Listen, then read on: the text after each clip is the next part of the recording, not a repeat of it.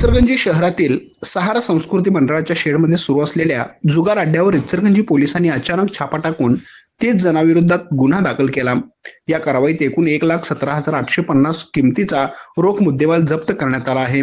कारवाईत जुगार खेळताना नागेश राजाराम भोसले, रंगराव विष्णू पाडळकर, अमोल अशोक पाटील, अनिल बळवंत वाघमारे, पोहुद्दीन बाबासो जमादार, महेश अण्णा डांगे, दत्तात्रय चांगदेव यादव, तुकाराम गणपती धुचे, बसवराज गोदाप्पा आयगले, रिजवान मोहम्मद नदाब, तौफिक बशीर पटवेगार, गणेश किसन वाळवट, संभाजी चंद्रकांत कवटगे, अनिल सिद्धार्थ मलकनावर, संतोष काळेबेरे, किरण उत्तरेश्वर देशमुख, संजय रमेश माने, राहुल सुभाष सावेकर, विठोबा महादेव कांबळे, संजय मारुती निर्मळ, विनेश नंदू कांबळे, अकबर खुदाबक्ष मिर्जी, अंकुश पांडुरंग सुमाळ, विजय सुरेश कोरवी, मोहसिन झाकीर जमनावर, राहुल अमोल लोटके, आनंद कृष्णा कनगले, महादेव राजू बंडगर, ओंकार दत्तात्रय डाकरे, इम्तियाज बालम बागवान यांच्यावर गुन्हा नोंद केला असून यातील 8 जणांवर यापूर्वीही जुगाराविषयक गुन्हे दाखल असल्याची माहिती पोलिसांनी दिली आहे।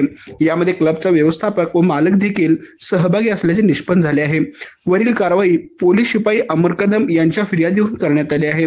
पुढील तपास रफिक पातरवड करत आहेत। आमच्या प्रतिनिधीसह पाहत रहा।